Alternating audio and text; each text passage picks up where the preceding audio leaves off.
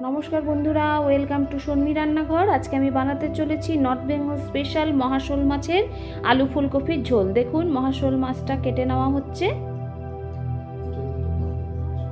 এটা কিন্তু বন্ধুরা একদম পাহাড়ি নদীর মাছ। দেখুন আমি মাছগুলোকে ধুয়ে পরিষ্কার করে নিয়েছি, হলুদ লবণ মাখিয়ে নিয়েছি ফুলকপি আর আলু, আর নিয়েছি জিরে ধনে শুকনো লঙ্কা পেস্ট। এদিকে আমি কড়াইতে তেল গরম করতে বসিয়ে দিলাম বন্ধুরা। পুরো রান্নাটাই আমি বাটা মশলায় কমপ্লিট করব।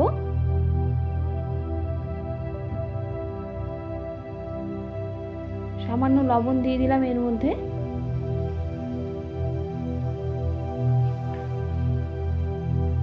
এখন আমি মাছগুলোকে ভালো মতন করে ভেজে নেব।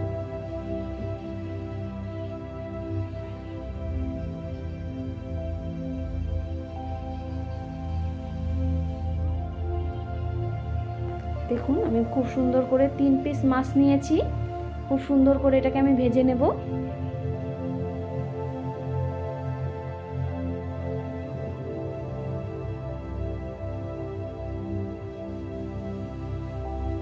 দেখুন বন্ধুরা আমার কিন্তু মাছ ভাজা হয়ে গেছে লাল লাল করে। এখন আমি তুলে নিচ্ছি।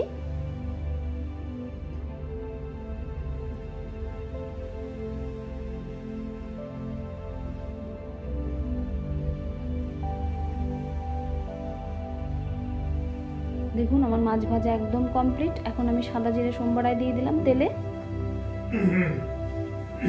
এখন আমি দিয়ে দিচ্ছি ফুলকপি আর আলু একসাথেই ভেজে নেব।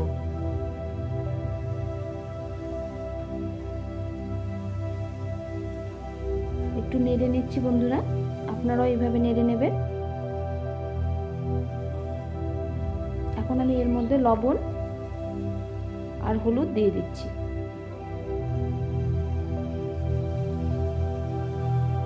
সুন্দর করে আমি ভেজে নেব বন্ধুরা।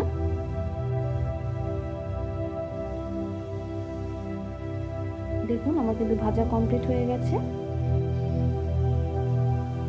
এখন আমি এর মধ্যে বাটা মশলাটা অ্যাড করে দিলাম, যার মধ্যে আছে শুকনো লঙ্কা সাদা জিরে ধনে, সঙ্গে দিয়ে দিলাম লবণ হলুদ আর রং আসার জন্য কাশ্মীরি লঙ্কার গুঁড়ো। এখন আমি খুব ভালো মতন করে এটা নেড়ে নেব।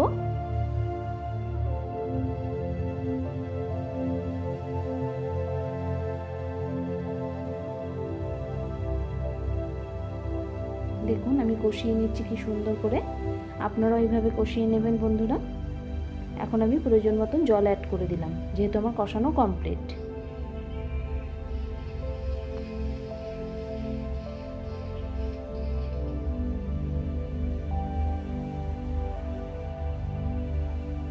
দেখুন আমার ঝোল ফুটে উঠেছে। এখন আমি এর মধ্যে মাছগুলো দিয়ে দেব।